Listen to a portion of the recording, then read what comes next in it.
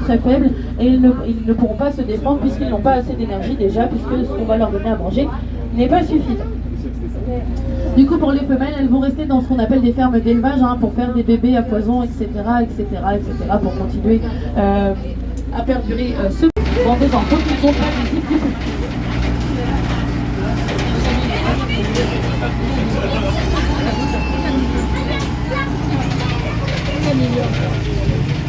Oh là là, ça fait peur, hein.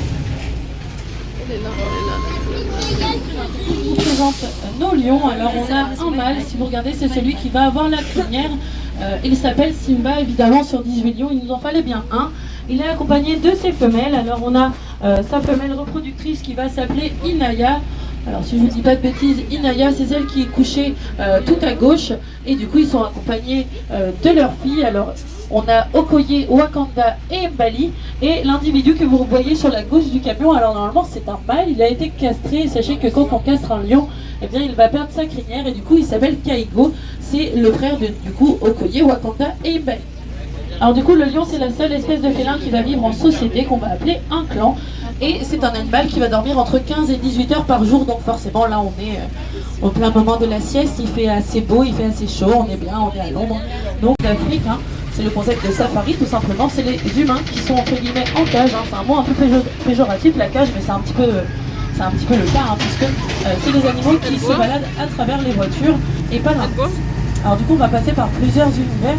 On va commencer par l'Afrique. On a bien fait de On prendre le ira en camion. Amérique, on reviendra en Afrique, on finira du coup notre séjour chez les filles.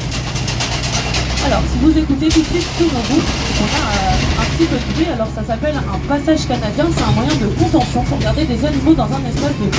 Tout simplement, dans cette grande réserve, les antilopes elles ont l'habitude de marcher sur des sols qu'on appelle des sols meubles. Donc c'est des sols qui vont être durs, donc, sur lesquels elles ont l'habitude de courir, etc.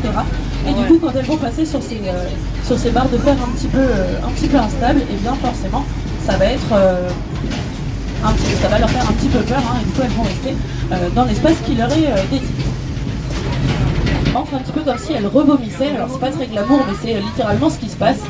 Et du coup, eh bien, c'est pour mieux ingérer les nutriments qu'elles vont trouver dans leur alimentation.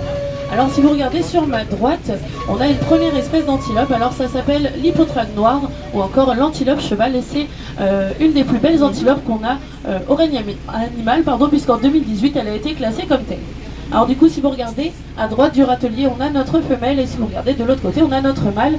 Notre mâle va avoir des cornes un petit peu plus imposantes qui vont être plus utiles pour les combats. Le mâle va avoir une couleur un petit peu différente, on appelle ça un dimorphisme sexuel. C'est une antilope qui a complètement disparu du milieu naturel dans lequel elle se situe. Elle vit principalement au Tchad. Alors ça s'appelle l'Oryxelle gazelle, et du coup elle a principalement été braconnée pour ses cornes, puisque du coup les braconniers aiment beaucoup ce genre de trophée. Ça peut faire jusqu'à 1,50 m de long les cornes d'une Oryxelle gazelle. Alors forcément on peut faire des réintroductions d'espèces. Si vous regardez, nous on fait de la reproduction. Pour l'instant on n'a pas l'autorisation de faire de la réintroduction, mais c'est une petite différence qu'ils vont avoir entre eux. Et après je vous expliquerai pourquoi c'est une espèce qui tient particulièrement à cœur.